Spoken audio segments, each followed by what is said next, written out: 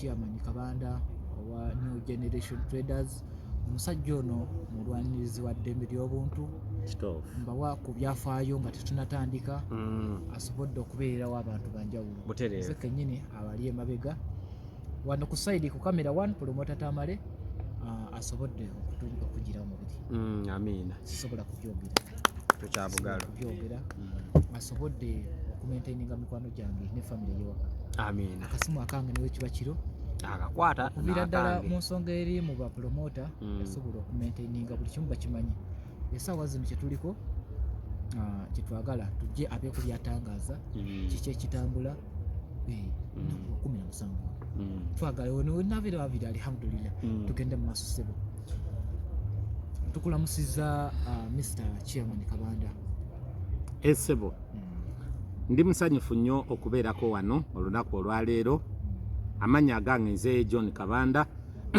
ndi president wa Federation of Uganda Traders Association Zifuta ekibiina ekyo kitwala bibiina by'abasuubuzi byonna mu ggwanga ate mu ngeri y'emu bw'ogamba nti Kabanda chairman wa New Generation era oba tompise linnya kyamu naye kikulaga nti ndi muweereza oluusi abantu nga basiima ebyo bye tuweereza buli wenkuba omutwe nze abantu banonda kubakulembera neba naye munsaasireko kubanga abantu baffe ate abalala beera bannonze eno bagamba nti emirimu balaba nina mingi naye ebyo bye mbanzikiriza okukola mbakakasa nti nja kubikola ate mu mazima n'obwenkanya ndi muweereza ate mutya era nga mbakakasa nti mu buli mbeera yonna nja kubeerawo ku lw'omuntu owa bulijjo ku lw'omusuubuzi waffe na buli ssekinnoomu mwami waffe mukulu Tamale obadde oyogerako ku nsonga wano noga nti abasuubuzi be baalize no nenkugamba nti omulimu gwaffe gw'ebyobusuubuzi guli so wide bulijjo okuba omuntu osangayo abaki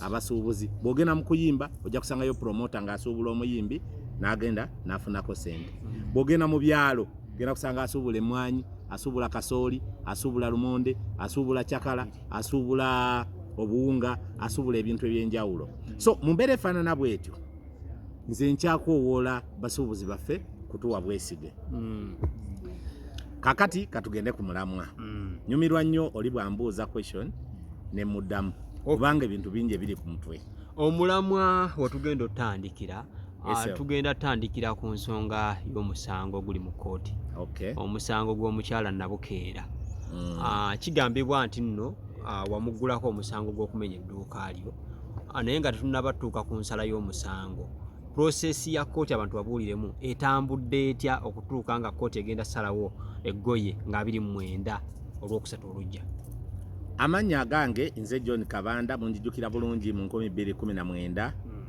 nti omukyala Nabukeera mu 2020 yamenya edduuka lyange mukyala Nabukeera bw'amenya edduuka ekyamenyesa edduuka twayingira mu covid mu mwezi gw'okusatu president naggala eggwanga president bwe yaggala eggwanga lino n'atugamba buli muntu waali w'abaasirikira tetuggala amaduuka gaffe ne tudde waka ne twebaka era twagezaako okukuuma obwesige gavumenti ng'omusuubuzi teyalina kye yamuwa naye bwe twavayo ng'abakulembeze nga tulina okubaako ne kye tukola era bwe ne tukukunga bannaffe ne tubagamba bannange embeera gye tulimu eno yakanaayo kyani ng'abasuubuzi tuli bwana bwa mbaata gavumenti terina gwewa kapito kano ke kaseera tugira tukyalinzeemu kuba wiikisi 2 amaduuka gaffe gabeere nga magale nga bwe tunegotiatinga n'abasajja bano abagagga n'abakazi bananyini bizimbe kubanga tetukoledde mu bizimbe byabwe so tusaba mu mbeera eno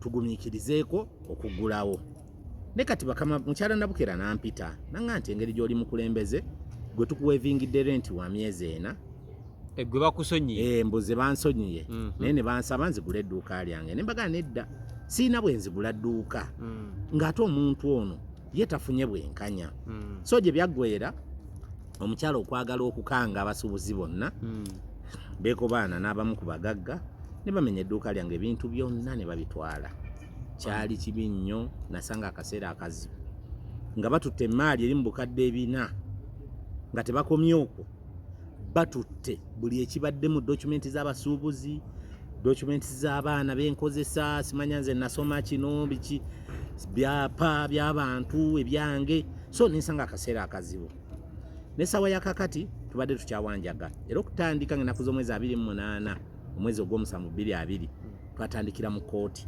Mukyala Nabukera bwe namuloopa ye kye yakola n'aŋŋamba gwe nze sizanyirwako ndi mugagga era nagenda ku poliisi nagenda kola statement bwe bamenye edduuka lyange ate bakwata nze ne bankuba eruzira ne bantwala mu prisoni n'embeera eyo naye ne bazanya abasuubuzi ba Uganda nti okwekalakasa kwe baakola nga nsibiddwa namaliriza nnonoddwa.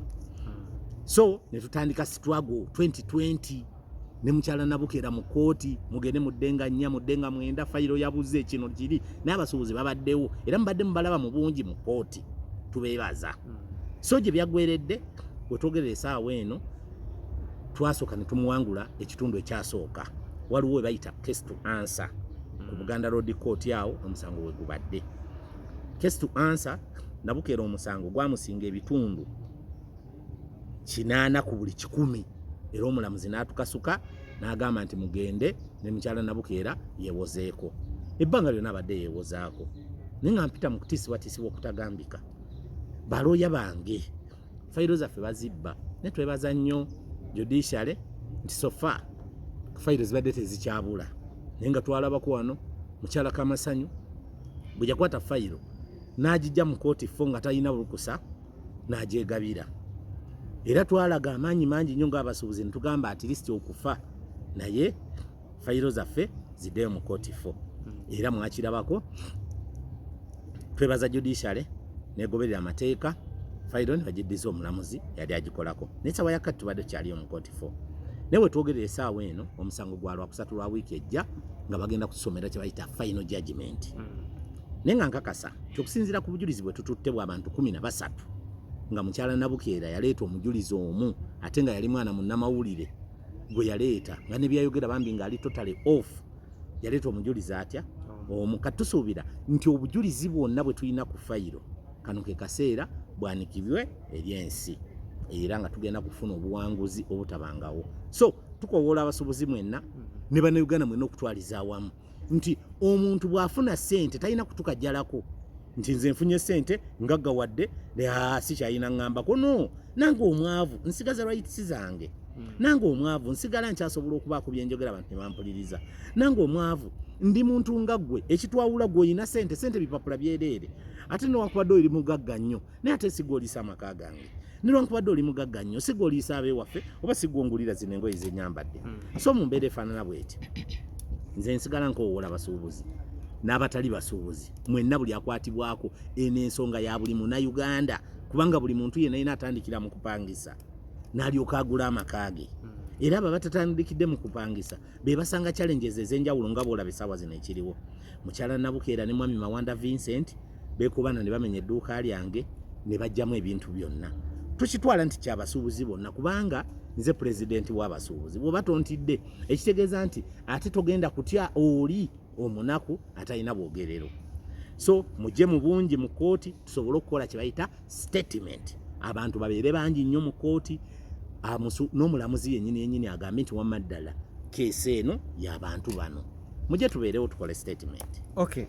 Omulamuzi ali mu musango guno eno oli sure 100% nti najja ssala ekyo ekiri mu mateeka oba ajja kugoberera amateeka nga bwe gali?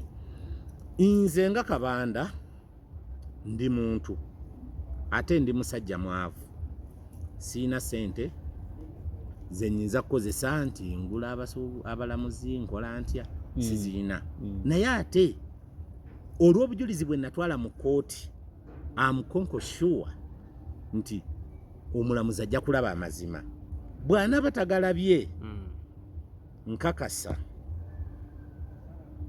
nti abasuubuzi bajja kukolawo ekyenjawulo naye nga nze kyemmanyi tulina okuwiininga kubanga kino kirabwa n'ayonka. Awo wennyini mbadde ngenda okubuuliza nti singa tebitambula bulungi nga bw'osuubira kyekiddako. Bannamawulire lwaki mwagala nnyo okubuuza nti singa tebitambula bulungi? Ku munono nze nsuubira nti bijja kutambula bulungi. Prime Minister Nabanja kwali Prime Minister waffe Nabanja Honorable Prime Minister Nabbanja ndi musanyufu nnyo okuba nti andaba wano. Amin. Naye luli yalimba nti nno nze nzaalibwa bwabwe Mubende. Sizaalibwa bwabwe Mubende, nze banzaala Masaka. Banzaala Masaka. Naye nga musaba nti bwe tuba nga tuwandiise ebbaluwa zaffe ng'abasuubuzi. N'agitunulako agezeeko okufolowinga kubanga ye president kwe tulina ku ground oli omunene abeera busy. Naye sometimes tusanga challenges nnene nti bakama baffe bana babeera ma offices tebatuwa matu. Kati for example omusango gwe mbadde mbabuulirako gwamenyebwa edduuka. Mukyala Nabukeera twatoba okumutwala mu kooti ne tukola buli kimu ky'omanyi omuntu kyayinza okukola. Ne tuwandiika amabaluwa, ne tuwandiikira DPP, ne tuwandiikira police, ne tuwandiikira buli office naye nga bakulaga nti ebbaluwa baziraba naye nga bagamba emikono misibe. Ne lwaki misibe? Because bana abagagga besolozaamu ssente ne baziwa abantu abali mu offices. So ffe kye twetaaga twagala ba Honorable Minister, Prime Minister, ba Speaker of Parliament, ba MPs abenjawulo mwena ba office ba government mutegere nti ezo offices muli mukolerera emijiji gyammwe emito gye muzadde mabega abazzukulu n'abaana. Naye kati bwe munalowooza nti mwerowoozaako mwekka, that's why mutulaba nga naffe abasuubuzi ku mulundi guno tubonaabona kubanga bazadde baffe abaasooka mu busuubuzi buno tebaatulowoozaako nti ne bakabanda bajja. Kati ne tuba nga tulimu tuziyidde buli lw'okuba pusi n'ogiteeka buli lw'okuba pusi n'ogiteeka mu nsonda n'ogikuba etuuka ekiseera n'etumbirira n'ewuuma neyeepika. Kati bwe kasukira omukka guyinza okukuba mu feesi wena n'obutuka. So mu mbeera efaanana bw'etyo tulaajana tukyabakoowoola mu ofiisi ba gavumenti. Kano ke kaseera mukole bye muyina okukola. Bwe munaagaana okukola bye muyina okukola, if we are ready to talk the language you can hear. Tuli ready okwogera olulimi lwe musobola mmwe okuwulira. Era ogenda kulabako nti singa tugenda mu kooti kiri ky'obuuziza ne tutafunayo mawulire malungi ne tutafuna bye tubadde tusuubira tutandikira okungubaga era ngenda kulangirira ennaku 5 ez'okungubaga mu busuubuzi bwa Uganda. Ate nga ezo ennaku 5 ez'okungubaga zigenda kuwulirwa. Abasuubuzi baffe bagenda kungubaga ne tugenda kungubaga nga tukola tutya nga tuggala amaduuka gaffe nga tuggala amaduuka n'ekonome kubanga kyekyokka kye tuyinza okukola ffe abaavu okwata bisumuluzo n'oggala dduuka lyo n'oddeeka. Era okuggala amaduuka kugenda tandika ku olwo nga bwe tulindirira 2 ogw'omukaaga tetulina kirala. Twawulyako Pulezidenti Museveni ng'agamba ebyo ebibiina anoonyereze ku bantu abo. Pulezidenti ng'agamba abakuba amasimu bakuba nnyo ate oba tojja gijjako kubanga naye nga nze kyembadde nteesa Mwami Peter ndi ku live nindaamuko katono.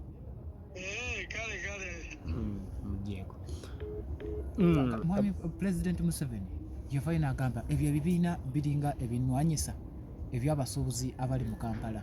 Eyo statement yagiwulira kasebo. Pulezidenti asaana n'atwagalana nnyo. Nze ndi mukulembeze naye bwemba nga ndi mukola research sinza kwebuuza ku muntu ate gwe nkulembera. Andi wano okumpi wano okumpi wano simwebuuzaako. Noonya ku bali abatamanyi ne mbagamba wano ntambula ntya. Omuntu aŋŋamba ebituufu simubuuza. Mwami Tamaleterera. Omuntu aŋŋamba munzija ku pano. Sorry. Amakulu Kabanda. Omuntu aŋŋamba ebintu bye njagala okuwulira nze simukozesa. Simwebuuzaako. Do you know why? Ensonga lwaki simwebuuzaako kubanga bayagala kuŋŋamba bye njagala kuwulira. Aŋŋamba ebyo bye njagala okukola ki? Okuwulira. Ne President wamugamba ebituufu. Era nze abasuubuzi temugeza ne mulowooza nti naye twagenda mu State House abatono. President namugamba ebyakyuka ku ebyo. Namugamba kumpi ebyo byennyini era mu ttooni yemu yeeyo. Ne mugamba nti President iffe tuwabula ne tuyita ne we twalikomye. Abagala okutukuba ne bajja nga batukuba nga balowooza nti ffe tuli mu kuyekera gavumenti yo, which is not true. Iffe twagala otereeze. Gw'oyagala gavumenti yeetereere. Naye naffe eno eyaffe gavumenti eno ey'obusuubuzi gye tulimu twagala naye ekole ki? Etereere. Tulina challenges nnyingi mu busuubuzi bwaffe nga kwezo kwe kuli challenges ez'abakama baffe abagagga bannannyini bizimbe. Okeera ku makya nga wamunyiizizza naye ng'okumunyiza kuwamunyiziza jesi omwana wa kasasiro we yaza okusaba sente nomuga asiina n'omuddamu bubi enkya nagamba va mu dduuka lyange ngeri edduuka olibaddemu emyaka 20 toyina wodda toyina wootandikira wabula ogezaako nawe okuexpressinga eddoboozi lyo lisobola okuwulirwa kubanga tukola kye bayita double taxation n'osasula layisinsi ekugamba kulongooseza wookolera ate enkya wa kasasiro najja ne risiiti kati ng'oyogera ku bintu ebifaanana bwe bityo oli omugagga n'agamba oli wamputtu najja edduuka n'alimenya n'ajjamu ebintu byonna n'abitwala nga tolina gy'ogenda mulopa kubanga wano abagagga tebabawaabira. Mukulu Kabanda, nyina ekintu kye mbadde njagala okubuuzaako kigambibwa nti olunaku lwe mwagenda okusinkana pulezidenti Lugogo nti abasuubuzi abasinga kaseerako kugenda mu ttente okumulindirira nti baagaana era babeegayira bwegayirizi nti mujje mutuule mwogere ne pulezidenti era nti ejjoogo lyali lingi mu basuubuzi okuli n'omwami omu gwe yavaayo n'ayimirira mbu n'agamba sebo Mr. President watandika ddi okuba nga onyigiriza abantu ba bulijjo era comments ezitambula zigamba nti abasuubuzi abasinga tebakkiririza mu pulezidenti era nti balinga bagenzi omuwakanya ku buli kyakola bituufu. Bwe nali njogera ebigambo bino ebyange nga njogera pulezidenti nakimugambako ne mugamba nti wano we tuli abantu obalaba bangi kuba batusalako abantu bebatuga beetaga abantu omutwalo gumu gokka era betwaleeta pulezidenti ne mugamba nti abali wano mulimu abakuwagira naye n'abatakuwagira mwe bali baki bangi nnyo be basingamu kubanga bo balowooza nti ennaku eno gye tuyitamu ennaku eno ennaku okunyigirizibwa okutabangawo balowooza nti pulezidenti yakikola kubanga balowooza nti n'ebizimbe bye tukoleramu pulezidenti bibye ekyo nakimugamba maaso ku maaso ne mugamba nti maama Janet erinnya lyeri abantu balikozesa nga mukyala Nabukera agamba nti ebizimbe bya mukulembeze bya maama mukyala w'omukulembeze w'eggwanga mwayita okututulugunya nti n'omulamuzi bw'atunula bw'ati ku fayiro agamba maama kati Kabanda ali mu kuttunka ne maama okiraba kati n'abanga atya n'okusala ekiki ekituufu kubanga bamugamba ebizimbe bya maama nze kyenjagala ye maama okuvaayo agambe nedda temukozesa linnya lyange. That's why nagamba omukulembeze waki ow'eggwanga kati ze zino ze zimu sigino president zalina okuyitamu agamba abalamuzi nti ffe bya judiciary abo batunke na misango gyabwe ffe mutugjeemu nga famire eno ekulembera first family. Akatono nnyo wano ali ku line ya honorable prime minister mulabako wano abako wano so tukusaba tujja ku invitinga ojje tubeeko kye twogera bale munatusonyiwa mutuli ku live wano kubanga kwali wano mulabako ekibuuzo twakoma okwogerako naye n'otugamba mbuno ogenze mu ddwaliro because abantu ensonga y'amazzi yabatiisa nnyo abantu amazzi wavaayo mu ddwaliro nga lizo ziri zitya era obulamu bwo obudde buno buli butya. Ensonga y'amazzi agampeebwa Ekololo ngenda kudda njiwe mu full story yonna ngibalambike mu ddwaliro wavaayo ki naye nga basuubuzi bannange ne bannayuganda mwena okutwaliza awamu munsabire kyekigambo kyenyinza okubagamba mu ngeri nnyingi zonna kubanga n'okutiisibwatiisibwa kwempitamu kuyitirivu ekitagambika mpita mu kutiisibwatiisibwa okutagambika buli ssaawa buli kadde na mu buli katikitiki akatambula naye nze ayogera wano ndi mugumu n'okusinga bw'okiyinza okukintunuuliramu n'ondaba situgenda kutiisibwatiisibwa kubanga tukimanyi nti no pain no gain tuyita mu bulumi okusobola okuwangula success kati igwe wenna eyo gy'oli tolowooza nti oyinza okujja okuntiisatiisa mmanyi nti kisobola n'okuyita ku ekyo kisobola n'okuyita ku kyendaba nti you are threatening me day and night threatening my family and whatever it's possible naye byonna gwe bikole naye manya nti ndowooza ne kukufa manyi nti muyinza n'okukola ne ku kirala so mu mbeera efaanana bw'etyo abasuubuzi mwenna mbagumya ne bannayuganda mwenna okutwaliza awamu nti nze ebyo tebiyinza kunjigula ttama nkyali ku mulamwa tetugenda kunyigirizibwa munyigirizibwa etagambika twabannyonnyola ne tugala twafunze ensonga ezituluma ng'abasuubuzi b'eggwanga tulina kye bayita ensonga ssemasonga ziri ttaano esooka tukoyo mu China okumenya nga chain of distribution. Twateesa dda ne tugamba walina okubawo manufacturer, distributor, wholesaler, retailer neno wansi wasigaleyo omutembeeyi. Naye omuchina yamenya akatale ako konakona kembadde mmenya wano wona wabaawo bakozi ng'ate babangi nkuyanja n'enkuyanja. Ye n'aba ng'akola kimu amanufacturing ebintu n'abitembeeya from one place to another. N'atambula n'akola ebintu ennamanve n'abitambuza Masaka, Moroto, Kasese, Mbalala, Mbale n'awalala. Kati mu mbeera efaanana bw'etyo basuubuzi bannange n'abantu mwena abandaba nti ku mulundi guno ffe tugamba ekimala kimala. Titugenda kukkiriza kubonaabona nga tetuli mu nsi yaffe. Omuchina akulaakulana aleeta omukozi okuva ku accountant ayera asiimuula buli mukozi yenna n'amugye China n'amuleeta wano mu ggwanga. Tulinga nga batalina bannansi. Kati ne tugamba ekyo tekisoboka. Kye tulina okukola kwe kukkiriza omuchina asigale mu nnamanve. Amanufacturing ebintu abiranga ennyo tujja kubitunda. Ekirala atulekerewo space. Omuchina n'ankuba oluyi ku street z'e Kampala. Omuchina najja ku dduuka lyange omuntu w'amala okugula n'amugamba jangu nange nina ekintu ekya layisi nze kati mbagenda kweyagalirawa ebbanga lyonna ngende China okusuubula naye nkukakasa China tusobola kukolerayo business. Bannayuganda bakujjukujju boogerwako mu nsi yonna naye atirisi asooka kuwasa mu China n'amussa wano n'alyoka amuwa akaduuka wali nga yatudde mu business ye n'atuula ati tosobola kubeerayo myaka 3 nga visa tebasoose girinyoowinga. Ebintu ebifaanana bwe bityo naffe tutandika obbakoppa. Eno nsi yaffe tulina okweyagala.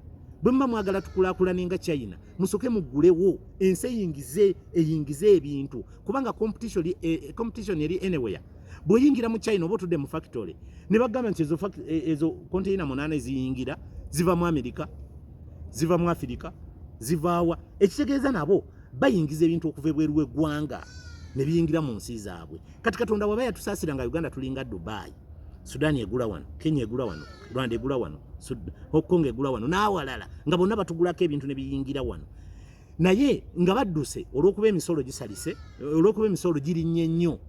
Kati gwe kyolina okukola gamba kubanga obusuubuzi nkwe balika bongeze emisolo gyabwe gwesala bakomewo tubeere nga tuyingiza nnyo ssente oba zifulume naye nga tuyingiza nnyo. Kati tunakoma okuyingiza ekinene. Nange nengaggawala nga pulezidenti waffe bwe yayogera n'agamba nti Ntake yagaggawala alina mava alina factory. Kati Ntake tewerabira gye yajja bugagga. Mwami Ntake yasuubula bweru wa ggwanga n'ensawa ya kakati akyali importer. Akyajja ebintu n'abiyingiza mu ggwanga wano bwe busente bwe yafissafissa n'agenda n'amanve n'akola ki? N'akola factory. Factory tebaseka busisi ne bazikola. Ekikola factory ebeera capital. Kyennaku nnyo okubanga ebintu ebyo pulezidenti babimugamba.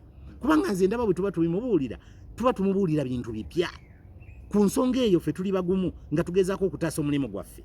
Abantu bangi nnyo baba bataasa emirimu gyabwe babakambwe nnyo ffe tujja na kuyitawo ku ekyo. So mu mbeera efaanana bw'etyo. Honorable Richard Tadwong, don't insult people. Agambye ati. NRM Secretary General. Agambye ati. Kisubira mumanyi bulungi. Mumanyi. Don't incite people. Akitutte kukuma muliro mu bantu. Nti nkuma mu bantu omuliro. Kikyamu. Tugezaako kunnyonnyola bituufu. Kuno si kuma mu bantu muliro. Wabula tugezaako okubabuulira ebituufu lwakuba nti mmwe temwagala kubiwulira. Nze nga Kabanda ali ku online ya Prime Minister tumuyita wano. Okay, no problem. Kubanga mulabyeko wano. Okay. So mu mbeera efaanana bw'etyo nga Kabanda nze mbakubira omulanga. Mbadde nkyanyonnyola ensonga semasonga nga njogedde omuchina. Kati ekisonga endala ye emisolo okulinnya. Emisolo girinnyo waggulu. Solution ye y'okugisala. Kati bwe njogera ku import duty mba njogera ku musolo ogwo omuntu gw'asasula ng'ayingiza ebintu mu ggwanga. Kati import duty eya 35% ng'amawanga amalala gatuddiridde gali ku 20. Wano mu Uganda jjukira tuli landlocked country tetulina support. N'olwekyo tulina okusala emisolo. Bali babeere nga basikirizibwa okujja wano kubanga balina kye balina ffe kye tutayina. Kati mu mbeera efaanana bw'etyo nze kyensaba mami Tamale tonkyusa kyosaba. Okay. Mbadde nsaba import duty bagisale edde ku 20 emisolo gisobole okukka. ensonga endala y'ensonga ya Iflis. Oyo namutuuma erinnya omumpembe atasaanidde kuyingira mu bizinensi ya muntu yenna wano. Iflis eyo buli lweyingira mu bizinensi yo eba emonitalinga buli kimu. Ekisooka ekujjako omuntu abadde asasula nga ayita mu presumptive tax. Presumptive ye muntu asasula income tax naye nga talina biwandiiko. Owayo najja nagamba naye mwami Kabanda sasulayo wano emitwalo 25 baasa oba 9 ebiba bikuvuddeko nga tokyasobola kubisasula wabula nga kyolina okukola olina kubeera nga ofayiringa kye bayita returns.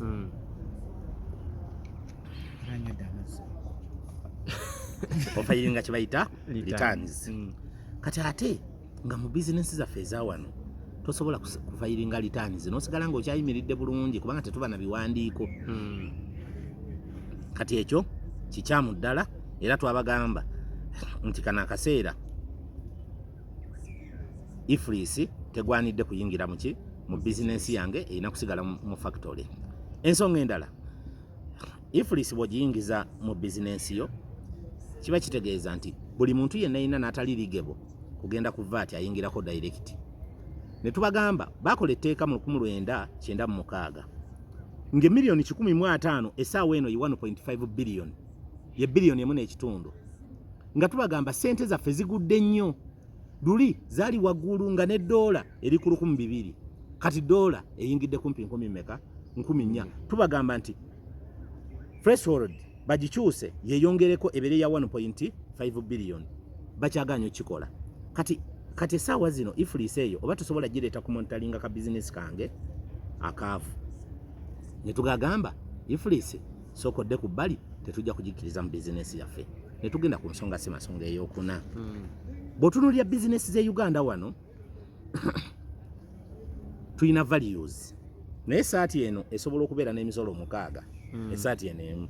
Tubagamba no toyinza kubanga osasula emisolo mu ggwanga lyo n'otandika okulamuza omusolo ng'alamuze ng'ali ku bbuca y'ennyama nkuwa mmeka nedda mpayo gumu kitundu kankuwa 3. Ne tugamba no kano ke kaseera tufikisinge kye bayita values. Tugambe esaati eno egenda kusasula $1 buli lwojja wano ng'okimanyi bulungi nti $1 nawe kikuyambe kayingira obusuubuzi nti bwe naba ngenze bwera okusuubula omusolo gwengenda okusasula gwe guno.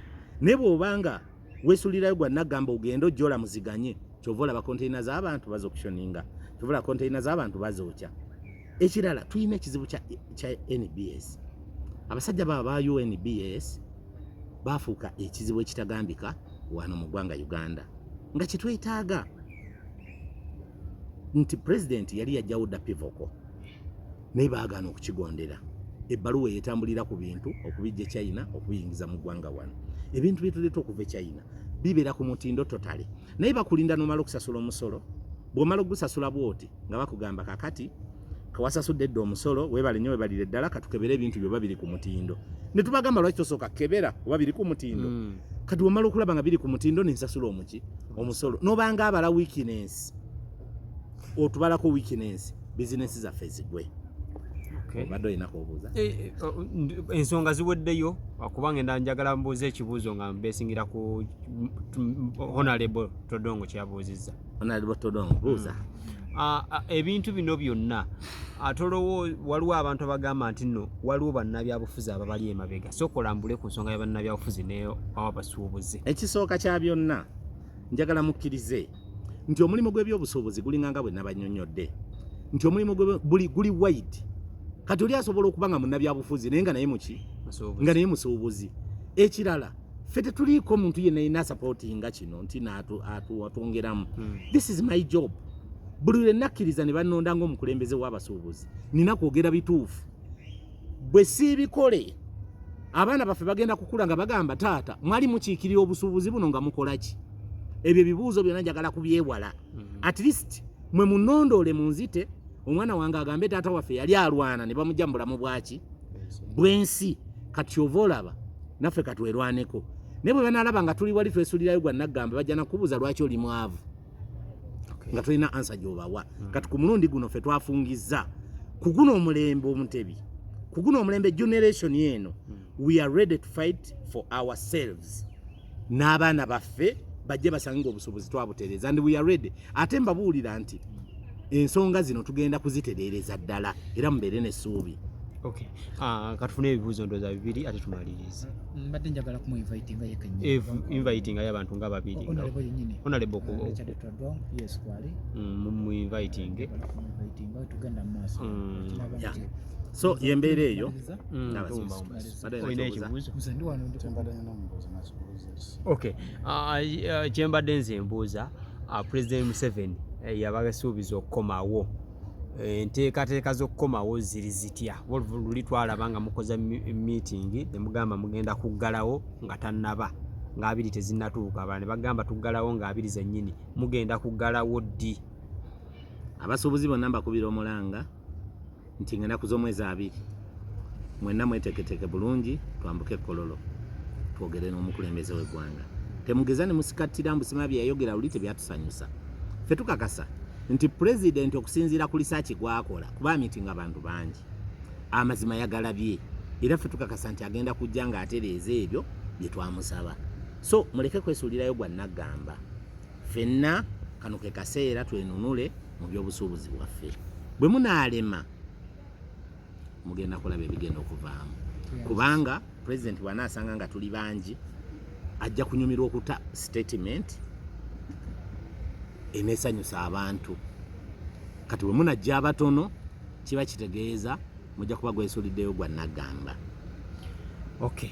Olina ekibuuzawo ebyabatulaba? Okay, ebigambo ebisembayo na otubuulire anaabaliko babuulire ddi lwokomawo era obabuulire ekigenda mu maaso. Bannanga mwenna ababaddeko mbeebazizza nnyo okuba nti mukkiriza okutulaba. Ndaba abantu bangi nnyo ababadde live olunaku olwaleero.